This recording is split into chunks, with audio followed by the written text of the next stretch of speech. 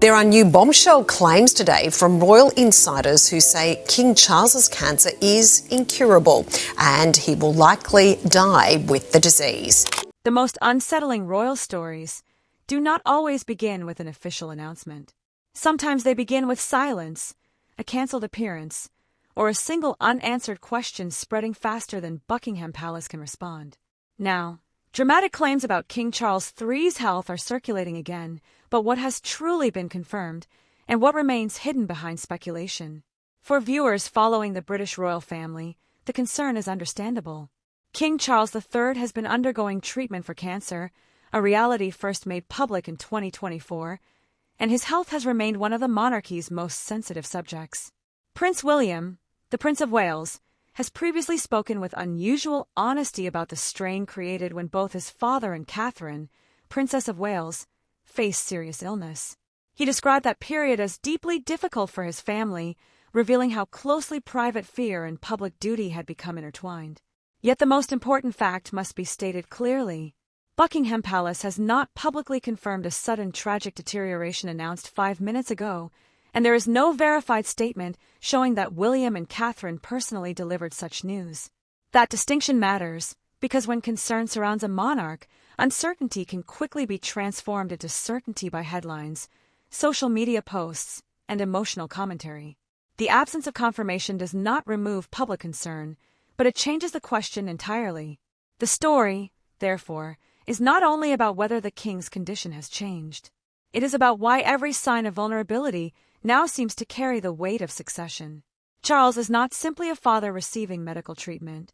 He is the sovereign, the symbolic center of an institution built around continuity. Every public appearance, official engagement, and carefully worded palace update is examined for evidence of strength or decline. When the king appears, observers study his energy. When he is absent, they ask what the absence means. And when Prince William steps forward, a more delicate question emerges. Is the heir merely supporting his father, or is the future monarchy quietly moving closer? That question has become more powerful because William is no longer viewed only as the son waiting behind the throne. The Prince of Wales has spoken about the kind of monarchy he may one day lead, describing a desire for meaningful change rather than dramatic revolution. His public work, his emphasis on homelessness, mental health, and community responsibility, and his willingness to discuss family pressure have all contributed to the image of a future king preparing in public while confronting private uncertainty. But preparation does not mean transition, and support does not mean succession has begun. This is where emotional tension becomes difficult to separate from constitutional reality. William may be the heir, but King Charles remains the monarch. Recent reporting has shown Charles continuing public duties while receiving cancer treatment. He attended the Easter service at Windsor in April, and reports this month described him hosting Prince Harry, Meghan, and their children at Highgrove during a private family meeting. Those appearances do not answer every question about his health, but they show why claims of an immediate emergency require careful scrutiny. For Catherine, the situation carries a different emotional meaning. She has experienced the fear of a cancer diagnosis herself, and her presence beside William has become associated with calm, resilience, and family stability. Royal observers often interpret the couple's joint appearances as symbols of continuity, but symbolism can easily be mistaken for evidence. A steady photograph, a shared engagement, or a carefully managed schedule may reveal unity. It does not reveal what doctors have said behind closed doors. Still, the public searches for meaning in these details because the monarchy has always communicated through more than words. Position, timing, attendance, and silence all become part of the message. When William appears without his father, some see a routine division of duty, others see rehearsal for the future. When Catherine stands beside him, some see marital support, others see the future king and queen being placed before the nation. Was this simply the normal rhythm of a working royal household, or has public anxiety made every ordinary adjustment appear historic? There is also a deeper family question. William has spoken openly about feeling overwhelmed when illness touched both his wife and his father. That admission did not sound like the language of a man impatient to inherit power. It sounded like a son and husband trying to protect those closest to him while the world judged his readiness for the crown. And that may be the hidden conflict at the center of the story. The public sees succession as a constitutional process. William experiences it as something inseparable from his father's mortality. Every discussion about the future king carries an unspoken cost. The future can fully arrive only when his father's reign has ended. For an institution, that is continuity. For a family, it is loss. Catherine's role makes that tension even more visible. She is helping William balance two identities that cannot always coexist comfortably. One is the Prince of Wales, expected to appear calm, prepared, and dependable. The other is a son who cannot control his father's illness and may not know when duty will demand something irreversible. That is why the absence of a confirmed emergency does not make the story unimportant. It reveals something larger about the monarchy. King Charles's treatment has placed the future of the crown closer to the surface, while William and Catherine have become the figures through whom the public imagines continuity. Every rumor now tests not only the palace's ability to communicate, but the nation's willingness to distinguish concern from confirmation. And once that distinction becomes clear, another question emerges. What has the palace actually told the public about the king's condition, and why have the spaces between official updates become so powerful? To understand that, we must look beyond the dramatic headline and examine the carefully controlled pattern of appearances, statements, and silences building around King Charles. The spaces between official updates have become powerful because Buckingham Palace communicates royal illness with extraordinary restraint. Medical privacy remains important, even for a sovereign, and the public is rarely given a complete clinical picture.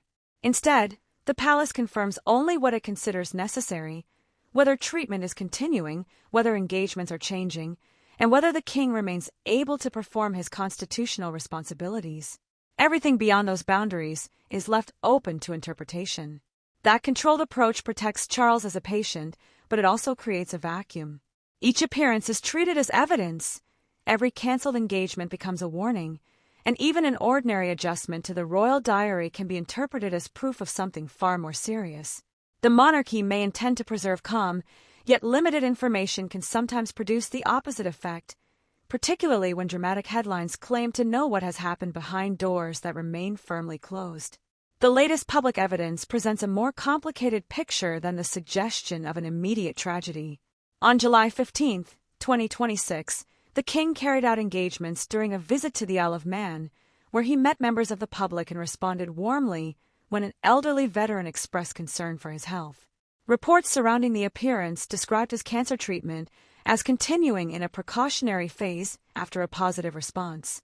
That does not mean every medical concern has disappeared, but it does challenge claims that the monarch has suddenly withdrawn from public life. And this is where the distinction between illness and incapacity becomes essential. A monarch can receive treatment, reduce certain engagements, and delegate demanding appearances without surrendering the duties of sovereign. The public side of kingship, the ceremonies, visits, speeches, and visible moments, is only one part of the role. Behind it sits a constitutional structure involving government papers, formal audiences, appointments, and state responsibilities.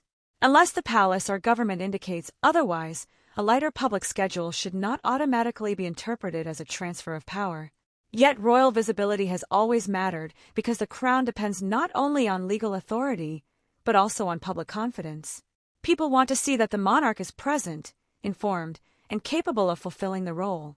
When Charles appears before crowds, receives guests, or continues official meetings, the palace is communicating continuity without revealing intimate medical details. When William represents the crown elsewhere, the message may be equally deliberate. The institution has depth, and responsibility does not rest on one person alone. But was that always understood as support? Or has the king's illness changed the way every appearance by the Prince and Princess of Wales is interpreted? Before the diagnosis, William taking on an engagement would usually have been seen as part of the ordinary division of royal work. Now, the same decision can produce headlines about transition. Catherine's attendance can be described as evidence of a future court taking shape, while her absence can create another cycle of concern. The couple are therefore operating within an unusually sensitive atmosphere in which almost every movement is treated as symbolic, even when no constitutional change has occurred.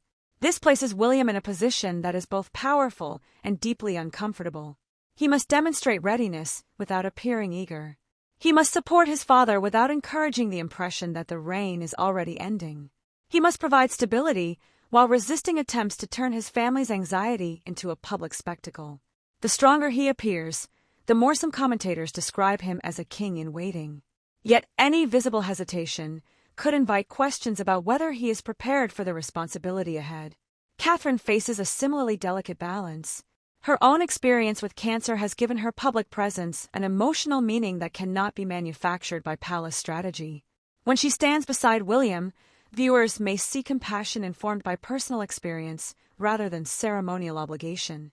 She understands the disruption caused by treatment, the uncertainty surrounding recovery, and the pressure created when private medical information becomes the subject of worldwide speculation. That shared experience may explain why the public increasingly views the couple not simply as senior working royals, but as emotional stabilizers. However, it would be misleading to claim that this role proves Charles has secretly transferred control to them. No verified palace announcement has confirmed such an arrangement, and recent official activity shows the king continuing to exercise his role. The monarchy may be adapting its workload, but adaptation is not the same as abdication. The deeper consequence lies within the wider royal household. When one central figure reduces engagements, responsibilities must be redistributed across a relatively small group of working royals. Queen Camilla continues to represent the crown through her own program. Princess and the Princess Royal and Prince Edward, the Duke of Edinburgh, regularly undertake official duties. William and Catherine occupy the most closely watched position because of succession, but continuity depends upon the wider family rather than one couple alone. The court circular for July 15th showed the King, Queen, Duke of Edinburgh, and Princess Royal all carrying out different responsibilities, illustrating how royal work can continue across several members at once. That structure offers reassurance, but it also exposes a strategic weakness. The number of working royals has narrowed, while expectations have not. State occasions must still be supported. Charities expect attention. Commonwealth relationships require maintenance. Communities want royal visits, and the government expects the machinery surrounding the sovereign to function without interruption. If Charles must manage his energy carefully over an extended period, pressure on the remaining family members will continue to grow. This is not necessarily evidence of a hidden emergency.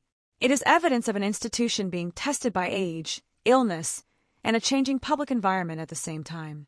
The palace must therefore manage two realities.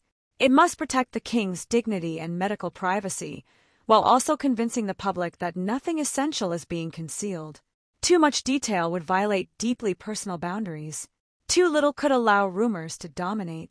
Every statement must reassure without making promises doctors may not be able to guarantee, and every public appearance must demonstrate commitment without suggesting that Charles is being pushed beyond what treatment safely allows.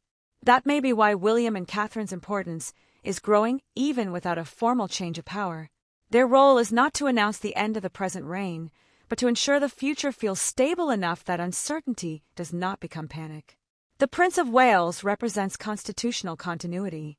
Catherine represents emotional reassurance. Together, they offer the monarchy something it urgently needs: a visible bridge between the king's treatment and the institution's long-term future. But bridges are built because there is something difficult to cross. And once the palace begins relying more heavily on the future king and queen to provide reassurance, another sensitive question becomes unavoidable. Is the royal household simply sharing the burden while Charles continues his recovery, or are officials gradually preparing the public for a greater shift than any formal statement has yet acknowledged?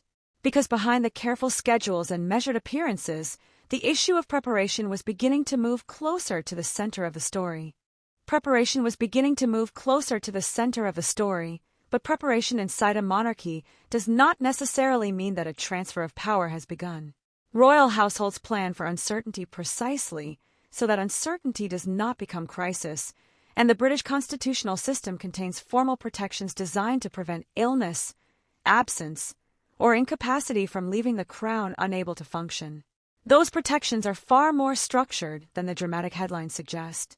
Under Britain's Regency Acts, temporary incapacity can allow councillors of state to perform specified royal functions on the monarch's behalf, while a formal regency applies only when the sovereign is permanently unable to fulfill the role because of an infirmity of mind or body. These are legal processes, not private arrangements that can simply be created by a palace advisor or quietly handed to the heir. That distinction changes the meaning of almost everything surrounding Charles's health. William accepting additional engagements does not automatically mean that he has assumed the king's constitutional authority. Catherine standing beside him does not indicate that a new reign has begun emotionally or institutionally. Even the redistribution of royal appearances may reflect practical workload management rather than a concealed constitutional shift. Yet this clarity in law does not create the same clarity in public perception. The palace may know precisely where support ends and formal authority begins, but viewers watching from outside see only the visible movements. Charles appearing less frequently at certain moments, William taking a more prominent position, Catherine providing reassurance, and other senior royals traveling on behalf of the crown. Each decision may be routine in isolation, but together they can appear to form a pattern, especially when the monarch's health is already the subject of widespread concern. This creates a strategic challenge that no legal document can solve. Charles must demonstrate that he remains actively engaged without allowing public duty to interfere with medical advice. His son must appear prepared without seeming impatient. The wider family must support the sovereign without creating the impression that they are rehearsing his departure. And the palace must explain enough to maintain trust while refusing to turn a private medical condition into a continuous public performance. For William, that balancing act may be the most difficult of all. The future monarch has every reason to learn more, carry more, and become increasingly involved in the machinery surrounding the crown. That is part of his position as heir. But the same preparation can be interpreted in two completely different ways. Supporters may see a responsible son protecting his father. More suspicious observers may see the gradual emergence of a shadow reign. Was the Prince of Wales simply becoming more useful during a demanding period, or was his increased visibility changing the balance of authority, even without any formal transfer? There is no confirmed evidence that William has been secretly given control of the monarchy, and Buckingham Palace has not announced a regency connected to the claims now circulating.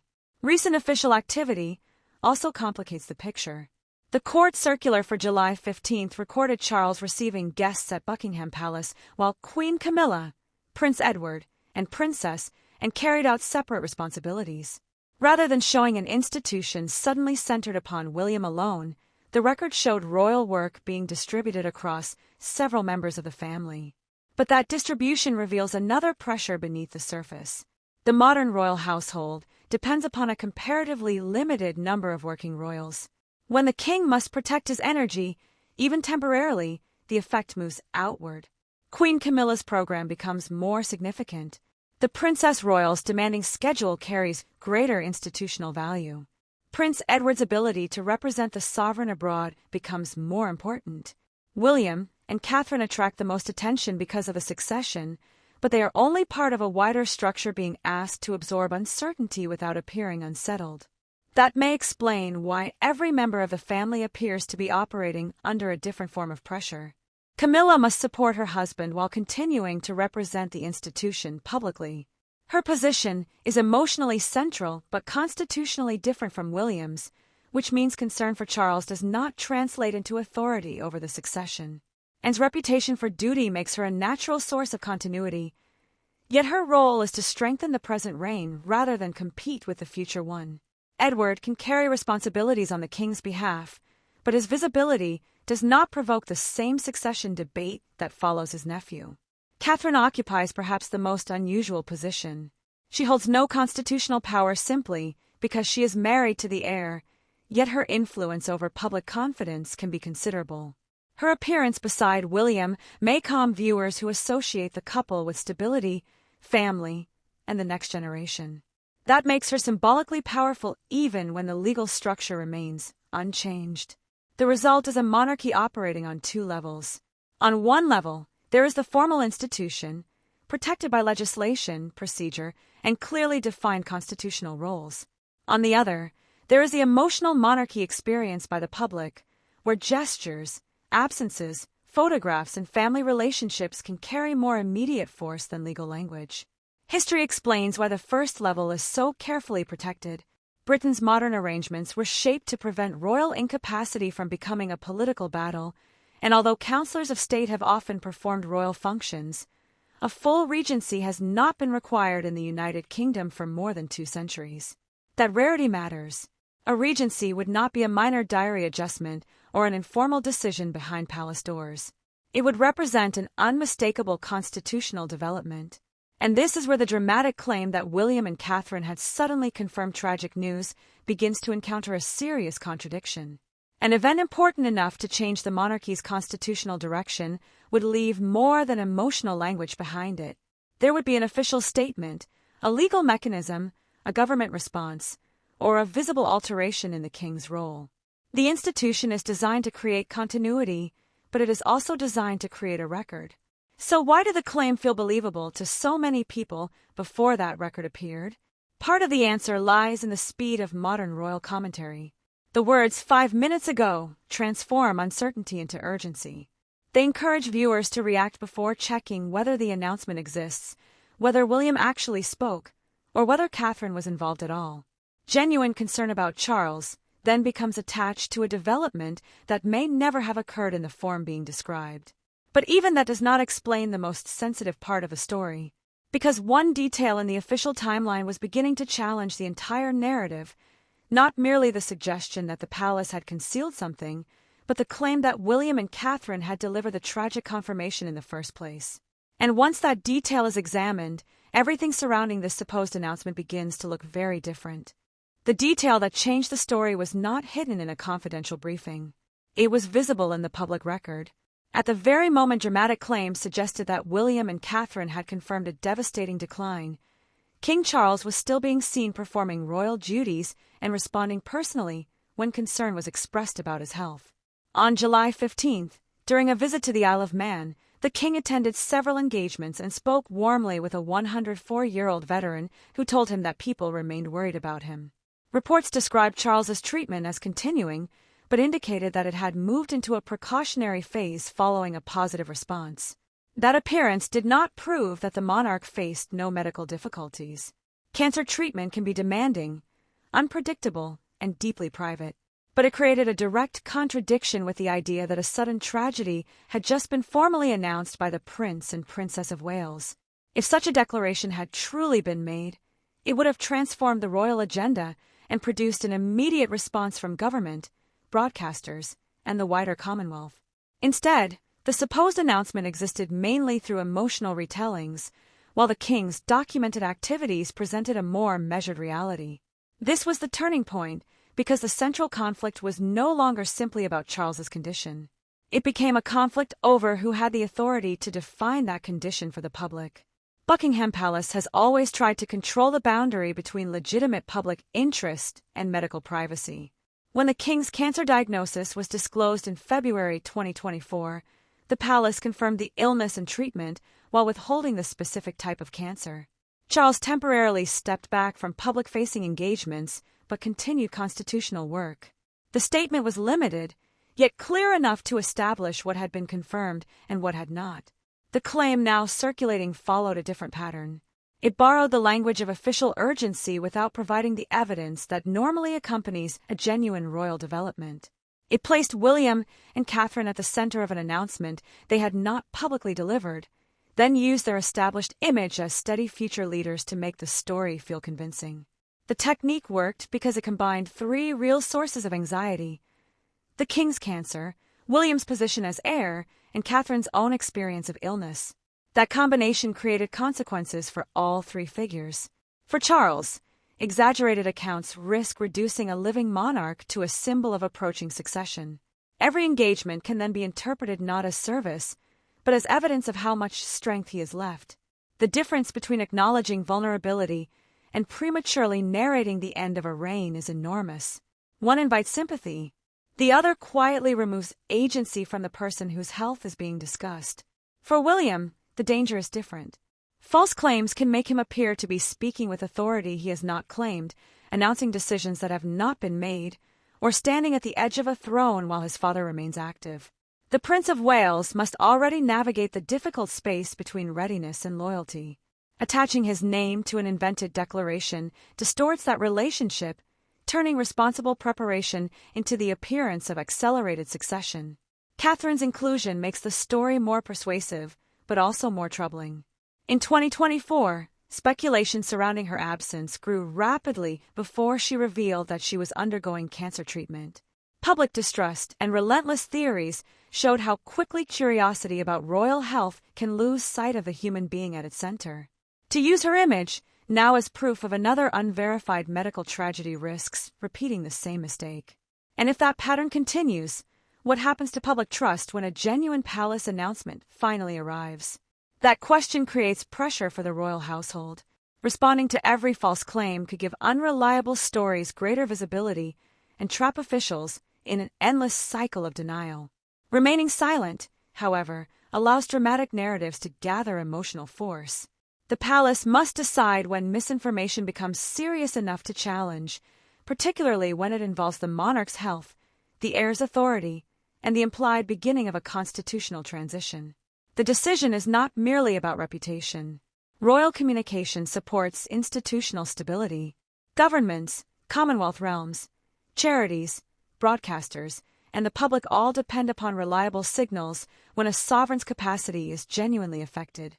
An invented emergency announcement imitates the language of constitutional importance without accepting the responsibility that comes with it.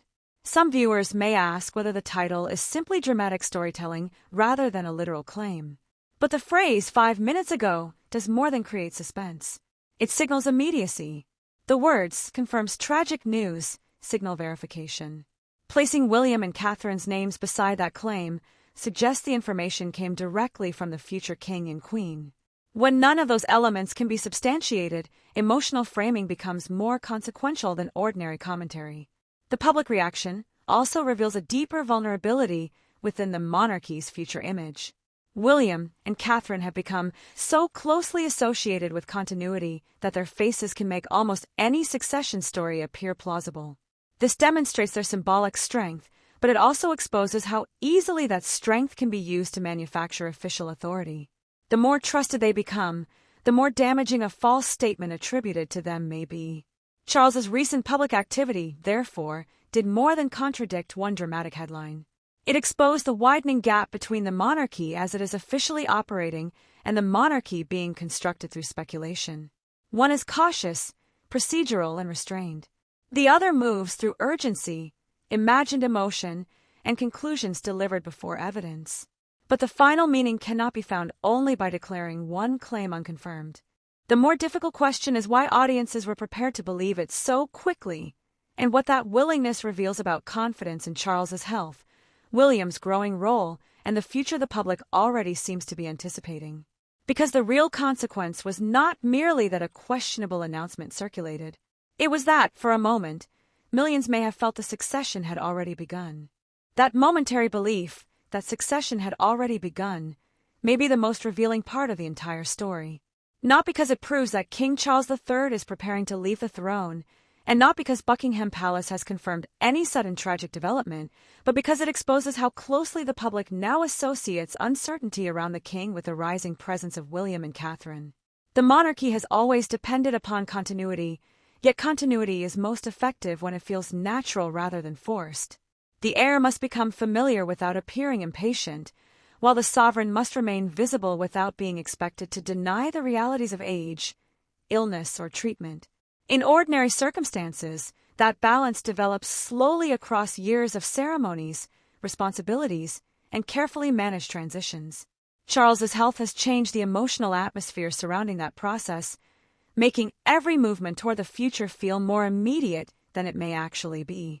That is why the unconfirmed announcement gained such power. It offered audiences a dramatic answer to an anxiety that has remained unresolved. People know that the king has faced cancer. They understand that William will eventually succeed him. They have watched Catherine return to public life with a more measured approach after her own treatment. What they do not know is how these experiences may affect the pace, style, and structure of the monarchy in the years ahead. Into that uncertainty came a story claiming that the Prince and Princess of Wales had personally delivered tragic news. The details lacked official confirmation, yet the emotional arrangement felt believable, Charles as the vulnerable father and monarch, William as the son being pulled toward history, and Catherine as the calm figure standing beside the future king. The narrative succeeded because it reflected an existing public expectation, even if the supposed announcement itself could not be verified. But expectations can influence institutions, especially institutions built upon symbolism. The more frequently William is viewed as the monarchy's principal source of future stability, the greater the pressure upon him to behave as though every appearance carries constitutional meaning. A visit can no longer remain only a visit. A speech becomes evidence of leadership. A moment beside his father becomes a study in succession. Even his silences may be interpreted as strategic, regardless of whether they began as something deeply personal. Catherine's position may become equally important. She does not require constitutional authority to influence confidence in the crown. Her power lies in public perception, emotional connection, and the sense of steadiness she brings to William's role. After a period in which the family faced illness on more than one front, her measured return has encouraged many observers to see her not merely as the future queen, but as part of the monarchy's long-term emotional foundation. That perception brings strength, but also risk. The more the couple are presented as the answer to every royal uncertainty, the harder it becomes for them to support Charles without appearing to replace him. Their loyalty to the present reign may be interpreted as preparation for the next. Their increased responsibilities may be described as evidence of a transfer that has not formally occurred. And any attempt to correct that impression could make the palace appear defensive about a future everyone already understands must eventually arrive. For the king, the consequences are deeply human. Charles waited decades to fulfill the role for which he had prepared throughout most of his life. His reign carries personal priorities, institutional ambitions, and a desire to shape the crown according to his own understanding of service. To discuss succession responsibly is unavoidable. To treat his illness as though it has already ended his authority is something very different. The strongest interpretation, therefore, is not that William and Catherine have secretly assumed control, but that the monarchy has entered a period of visible duality. Charles represents the active sovereign and the responsibilities of the present. The Prince and Princess of Wales increasingly represent reassurance about what comes next. Both images can exist together, but maintaining that balance will require discipline from the royal household and patience from the public. A competing interpretation is that the growing reliance on William and Catherine may gradually transform the monarchy even before any constitutional transition occurs. Their priorities, communication style, and relationship with younger generations could begin shaping public expectations of kingship while Charles is still defining his own reign. This would not amount to a hidden takeover. It would be a slower cultural shift in which the future begins influencing the present through popularity, visibility, and symbolism. Royal observers will therefore be watching more than medical statements. They will study which responsibilities William assumes, how frequently he appears beside the king, whether Catherine's program continues to expand, and how other senior royals support the institution. They will also watch the language used by Buckingham Palace, because a small change in wording can alter the public meaning of an entire week. The greatest long-term danger may not be illness itself, but the collapse of trust between official information and public belief. When audiences become accustomed to urgent but unsupported announcements, genuine developments may be met with confusion rather than confidence. Some viewers may dismiss important news as another exaggerated claim, while others may accept speculation before the palace has had an opportunity to speak. For an institution that depends upon stability, that confusion carries consequences.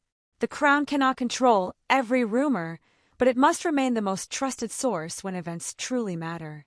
William and Catherine cannot prevent others from placing words in their mouths, but their future authority will depend partly upon the belief that when they do speak, the public is hearing something measured, truthful, and worthy of attention. And perhaps that is the larger transformation now unfolding.